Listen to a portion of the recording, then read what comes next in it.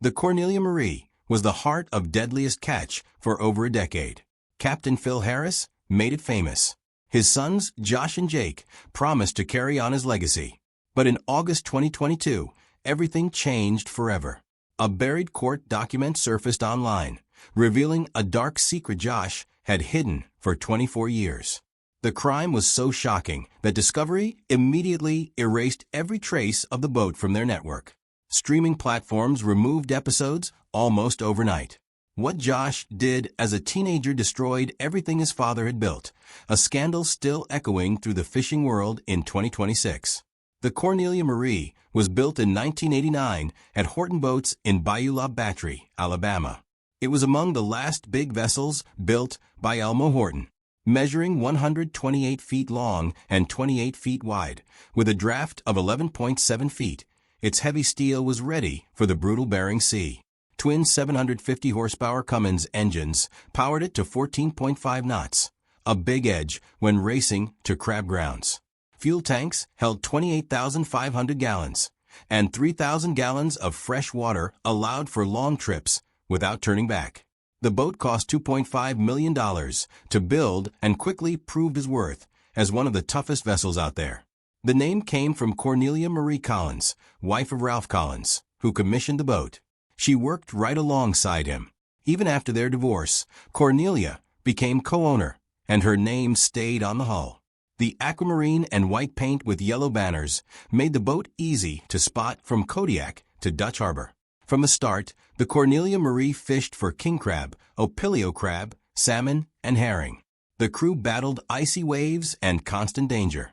The boat helped search for survivors when the Big Valley went down in 2005. Through these trials, it earned a reputation as reliable and tough. In the 1990s, a major refit added 22 feet, increasing crab capacity by 100,000 pounds, allowing hauls over 300,000 pounds on a single trip. While other boats went under, the Cornelia Marie stayed strong through hard work and constant upgrades, traits that made it perfect for reality TV. Bill Harris joined in the early 1990s, became co-owner, and took over as captain in 1998. He was tough, demanding, and deeply loyal, treating his crew like family. He left high school at 17, having fished with his father since age 8. A friend's success lured him to crab fishing. That friend made over $100,000 in one season. Harris quit school and headed north. His first season was rough, but at 19, he earned $130,000 in a year. By 21, he owned his first boat. By his mid-20s, he was one of the best on the Bering Sea. Harris was known for chain smoking and barking orders, but he shared profits fairly and never asked his crew to do work he wouldn't do himself. His personal life was rocky, with 2 divorces and substance abuse struggles, but his crew always came first. His sons, Josh and Jake, worked alongside him, turning the boat into a family legacy. In 2005, the Cornelia Marie became one of 4 boats featured permanently on Deadliest Catch in Season 2. Producers narrowed over 250 boats down to about 89, wanting the best. The Cornelia Marie stood out for strong catches and Phil's personality. Phil worried cameras would disturb life on board, but Discovery wanted boats full of personality. That year, the fishing world shifted to the individual fishing quota system, still shaping Alaskan fisheries today. Only the top boats made it. The Cornelia Marie earned its spot. Bringing Josh and Jake on board added a new layer. Phil didn't go easy on them. The tension, the fights, the moments when being a dad clashed with being a captain. It was all real. One unforgettable moment. Phil looked at Jake and said, "You need to go to treatment, man. At least you'll have a fighting chance." When Phil died in 2010, millions of fans felt the loss. Phil's personality made fans love him. He was raw and honest. Who could forget lines like, "I feel like a one-legged man in an ass-kicking contest"? When Phil suffered a stroke and passed away, over 5.4 million people tuned in. Many cried with the Harris family. Phil became the heart of Deadliest Catch. Fans still share his quotes online and post tributes every anniversary of his death. The boat itself became an icon. The bright yellow and blue paint turned it into a brand. People bought hats, shirts, and model ships. The Cornelia Marie was famous for its crab hauls. Phil pushed the boat hard, taking risks to stay ahead of storms and rivals. Its 128-foot length could carry almost 300 tons of crab, allowing longer trips and bigger hauls. These record catches showed the crew's skill and hard work. Phil was larger than life, and so was his struggle with addiction. Viewers saw him chain-smoking, drinking pots of coffee and cases of Red Bull. This tore apart his health. Even after a pulmonary aneurysm at sea in 2008, Phil wouldn't quit. Doctors begged him. His sons begged him. The man who survived deadly storms couldn't outrun his addiction.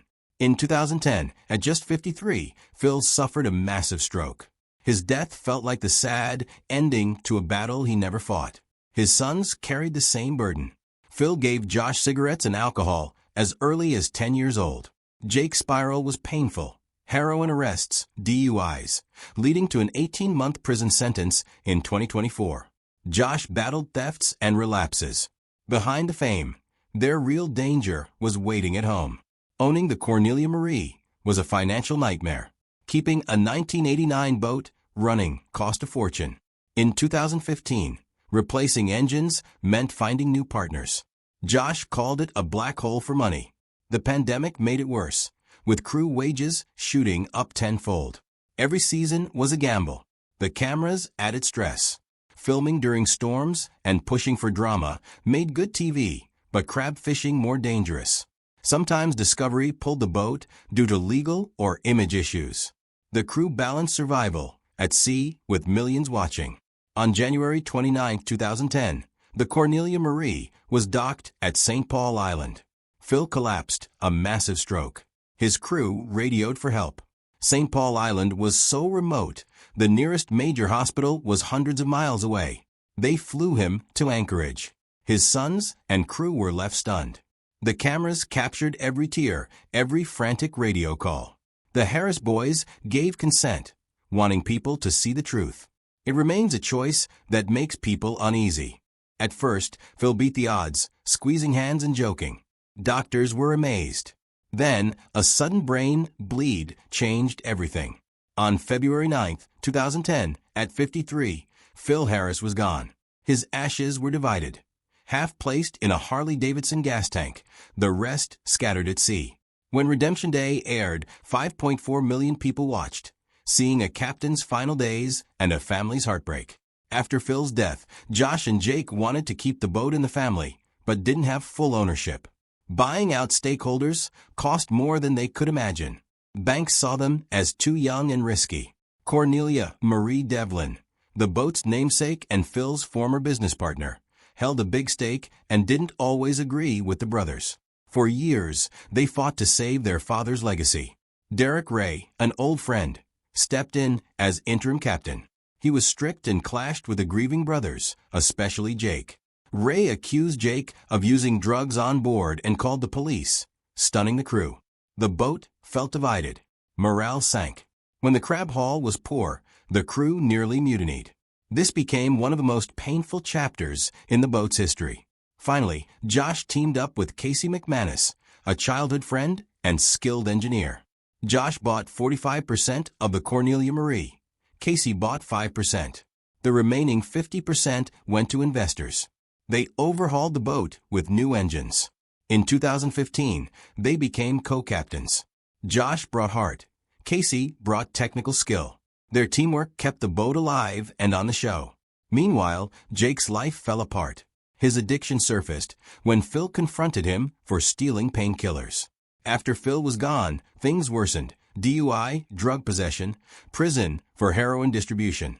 A high-speed chase led to an 18-month sentence in 2024. Jake became estranged from Josh and the boat. His story reminds how addiction destroys lives, even in a resilient family. In October 2016, fans were shocked when the Cornelia Marie was missing from season 13.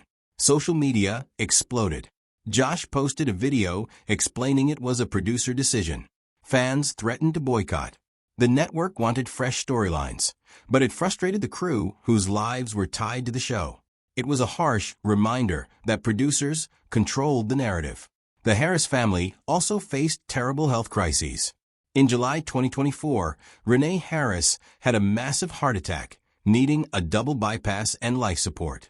Her heart stopped 4 times. Other family members dealt with strokes. Fans rallied with donations. Josh's grandfather, Captain Grant Harris, passed away. The pressure of living up to 2 generations while facing his own battles weighed heavily on Josh, who has spoken openly about his depression. Yet losses fueled his determination. Through it all, the camera crew became like family, facing the same freezing winds and sleepless nights, witnessing the family's most private moments. The Cornelia Marie's return in season 14 was a burst of energy. After disappearing in 2017, fans were heartbroken. When Discovery announced its 2018 return, social media erupted. Ratings soared. It wasn't just nostalgia. Fans wanted to see if the new generation could honor Phil's legacy.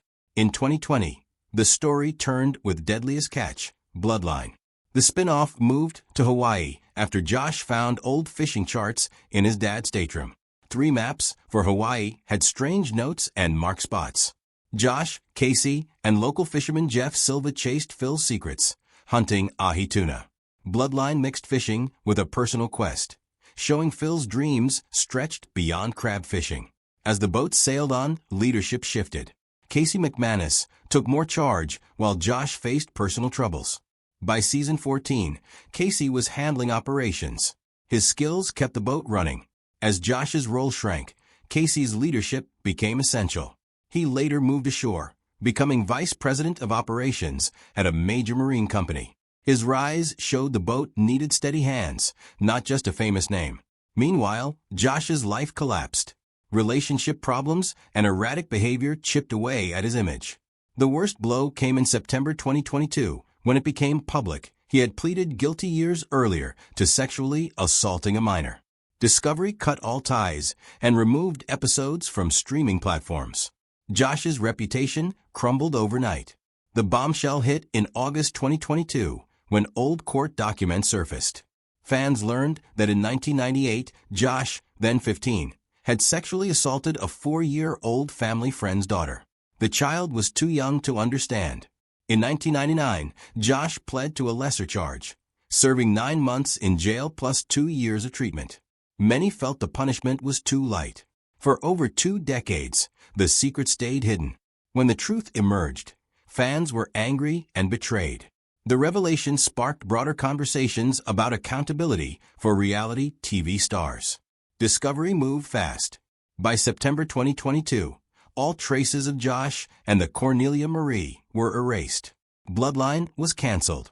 Old episodes vanished from streaming services across the US, Canada, and beyond.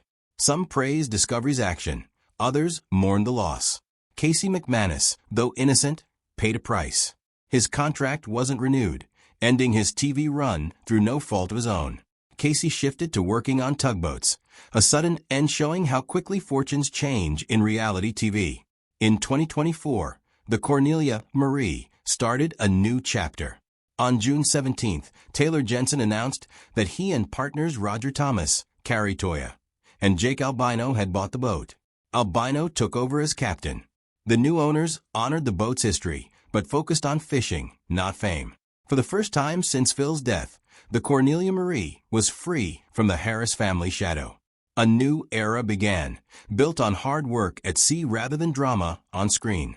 As of 2026, the boat continues to fish the Bering Sea, a quiet survivor of a reality TV storm, its legacy now defined by the cold, honest steel of its hull.